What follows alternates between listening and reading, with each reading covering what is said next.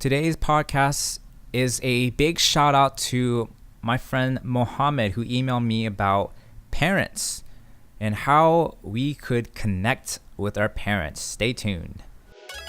Introverted Intellect, helping you overcome shyness, social anxiety, depression, and utilizing the power of being an introvert. Welcome to Introverted Intellect, a podcast for introverts. What is going on, guys? Back again, Mr. Johnny Rax with the Introverted Intellect podcast about introverts, mostly revolving around introverts, and need I say life values and how to be human, because I think oftentimes people have forgotten the reality that we are all human beings and we need each other to connect and to love and to be happy. Fist pound if I'm right. I know you guys did that. Virtual fist pound. I'm sorry, I'm kind of out of it right now. I haven't eaten all day. I've been drinking water. There's a new thing in the Bay Area in California where it's not new. It's been around for years actually, but buttered coffee. I don't know if you guys might know that out there. And I know that there's more than just the U.S. people listening here. I know there's other countries listening in, and this butter coffee phase is it's kind of this new thing coming out where people, instead of eating carbs in the morning, they have fats. They have fats, buttered fat with their coffee, and it has to be certain kind of butter, and it has to be certain kind of oil, this thing called MCT oil that people use. And I've been on it, for the past few years, I feel, and it's been a great thing for me, and it helped me have some energy in the morning. So if you guys want to try it out, I'll give you guys a rundown. Just shoot me an email, mrjohnnyrax@gmail.com. I know actually some people have actually been emailing me. One person in particular, his name is Mohammed. And Mohammed, I just want to give you a shout out. I'm not going to say your last name or your middle name, but I'm very, very thankful that you actually reached out to me. I'm actually very happy because this is the kind of stuff that I feel encouraged by. I feel encouraged by the fact that people want to reach out and ask questions and just need help, right? And he recently emailed me. I didn't email him back just yet, but I will with this link to this episode about parents. And growing up when I was a kid, I hated my parents. I hated them so much. I had this thing called APA, Against Parents Association. It's a little club, exclusive club, obviously, with just me and my brothers, that I forced my brothers into that.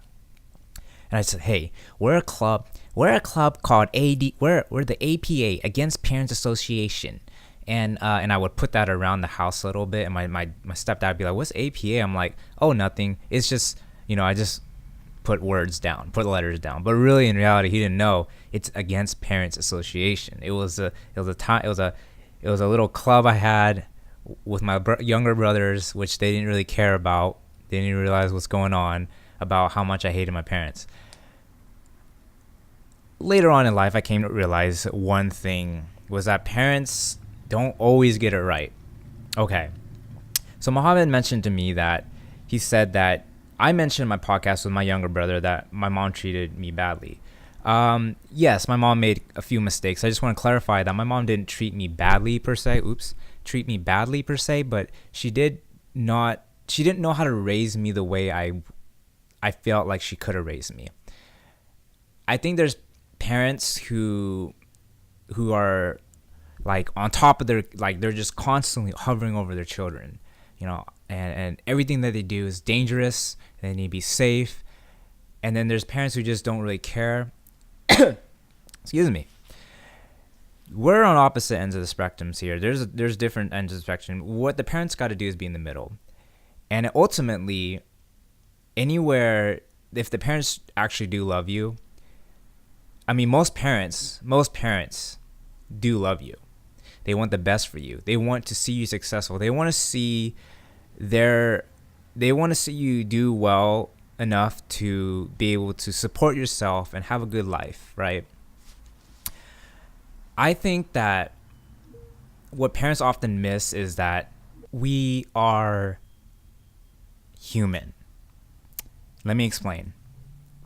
I think that oftentimes parents want to shape you in such a way, like almost like a robot. Like, oh, I'm gonna twist this knob here, and I'm gonna check this here, and I'm gonna put some oil here to make it the perfect human being, the perfect human being. So I think so. Parents, they're not intentionally trying to make you robots, obviously, but they're treating you almost like as if it's their own project. They're treating you as if they're taking their experiences, their past, their values, and placing it all onto you. Sorry about that. They're taking their experiences, their values, and just putting it back all onto you. Need I say it again? And the reason why they seemingly are overbearing around you is because, well, they don't want you to make the same mistakes they did. They don't want you to make the same choices they made in life. And they know the reality of how hard it is to live in this life and in this world. And thus, they're going to take everything they have, they found out in life, and just throw it all into you and be like, okay, you're living a better life than me. In a way, it's very selfless. It's actually very selfless in a way that they want the best for you, but at the same time, it's selfish in a way that they want the best for you on their own terms, right? On their own terms, essentially meaning you get the life that they wanted to live in the way they saw life to be. All right? We're in a new generation. We're in a generation of technology, fast pace. We got people are becoming entrepreneurs. We're doing stuff like podcasting, like I'm doing. We're doing stuff like Instagram and all of that stuff. And it is new. It's relatively new, actually, not super new, but it's exciting for the most part. Exciting in the sense that we're going to the new age of technology, and it's fast paced. Everything is growing. Values are becoming different. Things are changing up, and parents are seeing it in their own old ways, right? For instance, my girlfriend, her parents were just overbearing on her. She had the hardest life as an only child because she was indeed the only child. And so compare and contrast to my mom, who had, was really harsh towards me, I felt, in the beginning stages of my life. But then as she had more and more kids, she just started to like loosen up a little bit about, her values and, what I did. And she came to find out that, she needs to relax a little bit. Young people will be young people. I will be the way I am. And there's nothing she can do to change me without, infringing on my happiness. My girlfriend wasn't happy growing up because of how much her parents just bombarded her with these values and these it's constant nagging about what she should be doing, what she should eat. You're forced to do this, you're forced to do that. You need to come home by 12 and you're 12 a.m. You need to come home by 10 p.m. sharp, even though you're 25 years old and going to college. Like, it's stuff like that. It's ridiculous, and it really takes a toll on the person, the children. Okay. So in regards to Muhammad's question, he's asking, basically saying, I don't want to say verbatim because I want to keep his privacy, but basically saying the same old things that I actually wrote about in my book, which will come out soon here, is that parents are oftentimes pushing these values and they want to see you do better. So they will compare and contrast you with other children, right? So for instance, with me, she won't outright say like, oh, this person's doing well, or hey, this person's does, this person's doing very well for themselves. They're very smart. Why don't you do that? Why don't you do this? Like that comparing thing, right? The comparing game. She didn't outright say that, but she did kind of subtly put it in there in her own way by saying, like, speaking highly of these other kids. And she never really spoke highly of me, right? At least not to my face. She talks about oftentimes like how smart a kid is, or what they're doing and how awesome it is. They're working for the government. Like, that's something to be proud of. Or, oh, this girl's going to be a doctor, like, well, I'm not a doctor, but I get to work from home a lot. So, maybe I'm not making the best impact. But I think in the end, how much you do in your life may never impress or satisfy your lovely parents, your loving, lovely parents. I'm always coughing a lot when I'm doing podcasts. It's weird. Well, maybe because I talk like all at once talking. Like this is the only time I talk in the day on a Monday. But yeah, just going back to that reality. Okay, here you are, and there's your parents. Your parents are trying to tell you what to do, as always, as parents do.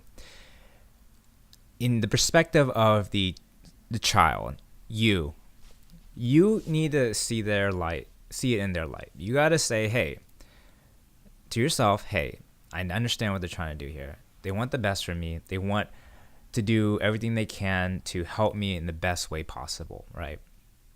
They don't want to hurt me. They don't want to make me unhappy.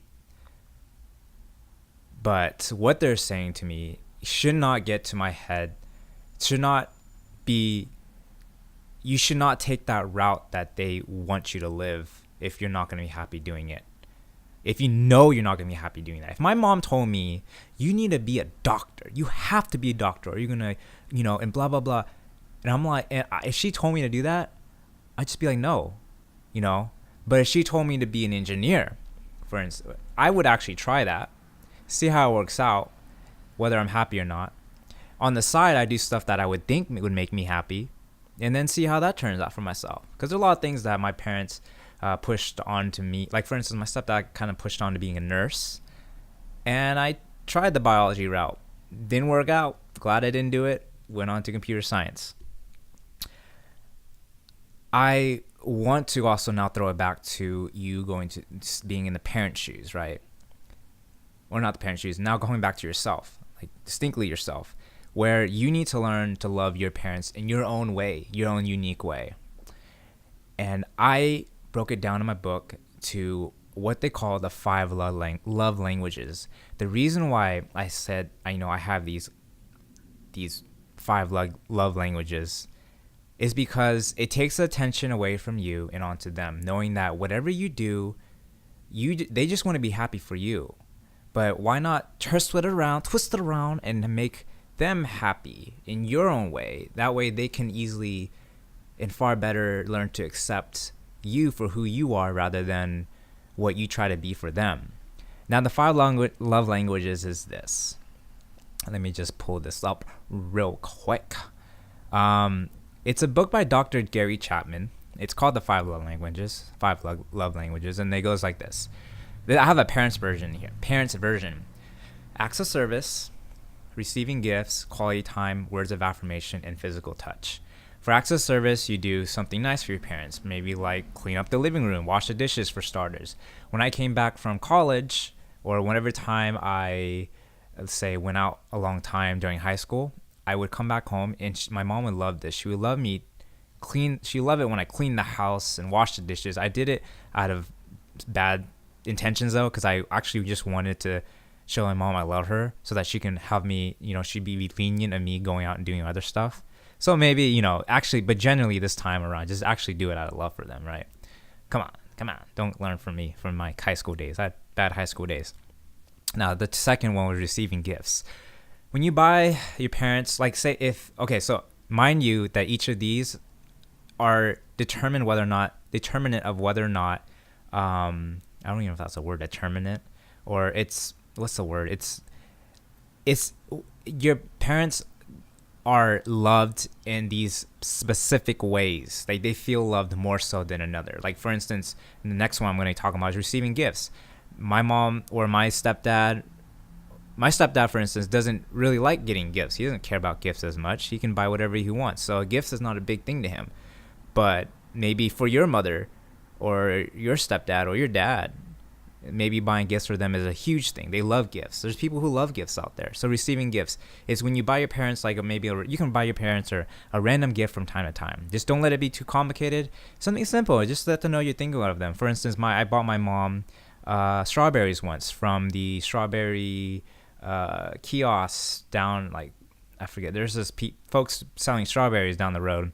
she apparently drove by and really wanted them, but she didn't get a chance to get them. So she went to the refrigerator, and I actually had bought it for her for Mother's Day. She comes all running out to me, and then gives me a kiss on the forehead. I'm like, I love you so much. Thank you so much for these. I'm like, whoa, she never done that before. That was weird. I mean, I was older, mind you. I was like high school, and I was like, what the heck? What is this? Okay, all right, geez, mom, all right. Anyways, receiving gifts. If your parents love gifts, find a small gift. Quality time is the third one. Now you got to focus on quality here.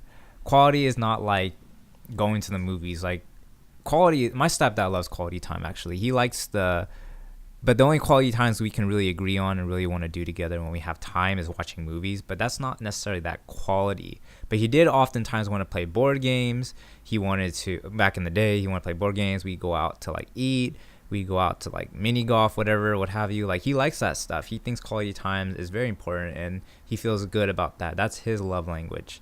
Next one is words of affirmation. Like basically something like as simple as telling your mom or dad that you love them. You give them cards with words that show you really appreciate them, and my parents they don't care about words of affirmation. I give them cards all the time. They never call me up and be like, thank you for the card. You wrote so much. And I thank you. Every year you gave me a card. Like literally, like I feel like it's like, did they even get the card? Cause I gave them a card with like really good words and poetry in there. And, with my words and they just don't really care. They just, say thank you. Same with gifts. They don't really care about that. They do like it when I call though. So quality time, like I said, guys, good stuff. Call your mom and dad. I'm just saying. Physical touch is the last one. Give your parents a hug from time to time. I know some people, like relations with their parents, especially dudes, are often awkward. But like, still, give your parents a hug. They want that hug from you. They don't want like. I think one time I gave my stepdad a handshake and he got weird about it. I'm like, what are you doing? Give me a hug. I was like, oh, that's right. We're family. Why do I need to give you a handshake for? That's weird. But of course, okay, let me review again. It's acts of service, receiving gifts, quality time, words of affirmation, physical touch. That is a simple rundown of the 5 love languages applied to specifically your parents, your mom and dad, or aunt, uncle, whoever is raising you. You want to note that every person can have a mixture of these things, right? Like for me, mine's is physical touch, and quality time, and words of affirmation. Yes, because receiving gifts, not really a big gift guy. And acts of service, I generally like doing stuff for myself. But yeah, quality time, words of affirmation, physical touch. I mean, most guys, I think, is physical touch for like romantic relationships, I'd feel. But words of affirmation, definitely. But yeah, anyways, I don't want to get into myself right now, but I just want, and then this is, once again, shout out to Mohammed for this email. And I just want him to know, as well as everybody else, that this is something that isn't new to anybody really, especially Southeast Asian or South Asian or any common Asian or foreign country person there is in this world. You have parents who are constantly bombarding you with values and experiences, as I mentioned, onto your life, and it's frustrating and it's annoying, and all you have to give is your yes or no, whether or not you would take on the challenges or whatnot. But here's the deal. Parents, they do come around. They really do. And if you don't believe me, I had countless stories of people who, I think the biggest one was when they switched to different religion, right? Or they turned, or they're not turned, but they were gay and they came out. Parents, they come to realize that they need to love, they want to love their sibling, their children, the people they raised entire life, and eventually, they come to realize that they're nearing everyone dies, right? Everyone's coming near in their life. I don't mean to make this morbid, but I think parents come to realize in the end of their days that what is most important is the legacy that they left for their children and how important their children are. I've already kind of seen it now, but I think they're seeing it. I think parents oftentimes see it. and they become open, something happens in their life that changes their perspective of who you are. They might disown you for the moment. They might hate you for the moment. They might really be disappointed in you. But for peeps' sake, folks, like they raised you. They're your children. They're the children, you know, and they have to learn to come back to love you no matter who you are, because you're not them. They gotta understand that. That's something you can tell them too. Like, hey, mom, dad, I'm not you. You know, we live in a different world. We live in a different culture, perspective. I know you're trying to love me, but let me do my thing. And if I make mistakes, let me learn from it, because I want to do this. I have to do this. Whatever it is you want to do, right? I was fortunate enough to have parents, I feel, that had more of a vision for me than they did.